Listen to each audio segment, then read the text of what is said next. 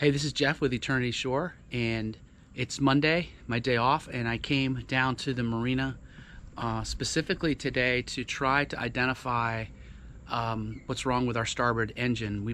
I believe that when we went up to, I think it's called Turner Park this last weekend, which is about 20 miles north on the Chesapeake, we had a great day, but on the way back, the starboard side engine started whining. I heard this noise, and I think it was the electric fuel pump that is beginning to fail. And we had that experience when we first crossed the Chesapeake, where the port side engine electric fuel pump actually failed and needed to be replaced. And so today I'm here, I'm going to start the engine and see if that noise continues. And even if it doesn't, I'm going to try a couple different fixes that I've seen on YouTube. I can't replace the filter today, the fuel filter, because I don't have one, but I can open it up and take a look at it. So there's also a hose that goes from the fuel tank up to the engine, and that hose could get clogged.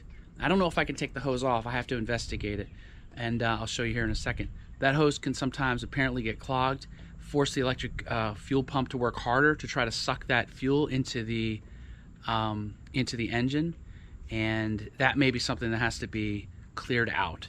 So before I go and just panic and just assume that I need another electric fuel pump, which with labor and parts last time was $1,000, I'm gonna go try to troubleshoot it myself.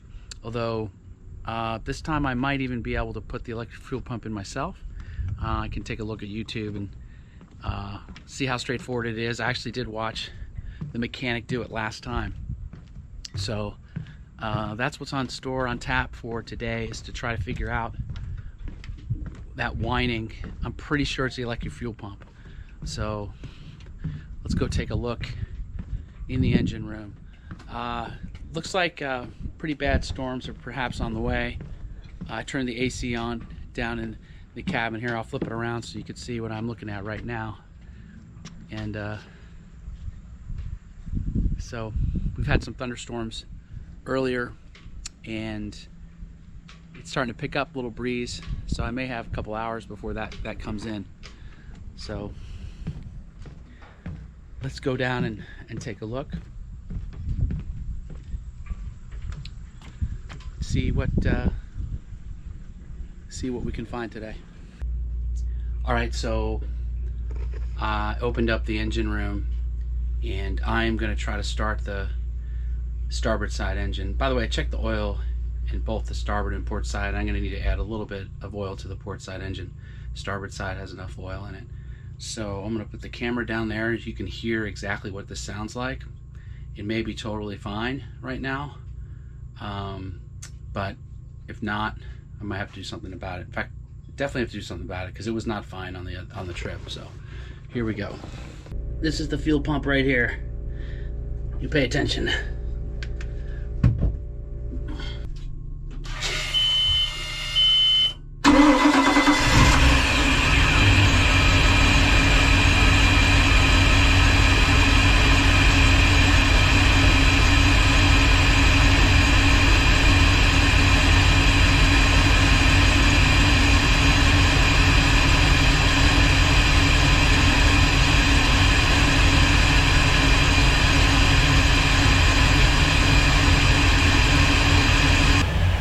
Okay, it ran for like 3 minutes.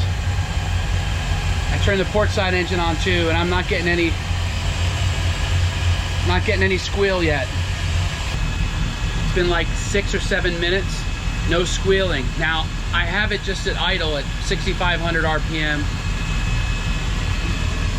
Sorry, 650 RPM, 650. So I'm gonna try to bring it up a little bit, see what happens.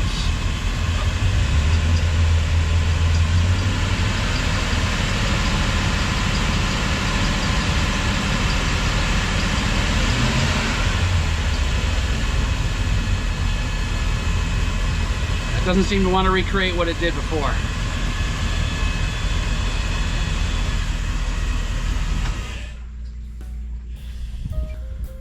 So it's not recreating what it did on our trip, which It's not surprising. Now let me take you down in there and show you what I'm supposed to do if the electric fuel pump is struggling. There's a couple things you can do to address that. It may not be the fuel pump's problem, it may be the hose or something else. So let me go down and explain what I think. Okay, so right here is where this hose goes to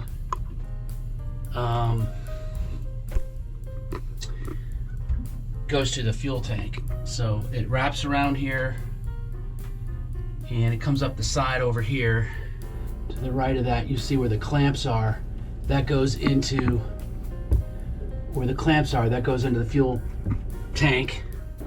Okay, so with the electric fuel pump, before I change it out, because you just ran it and it ran fine for 6, 7, 8 minutes, I'm gonna change the filter, ordered a filter. I'm gonna change that this week, and maybe, just maybe, I'll try to do the siphon.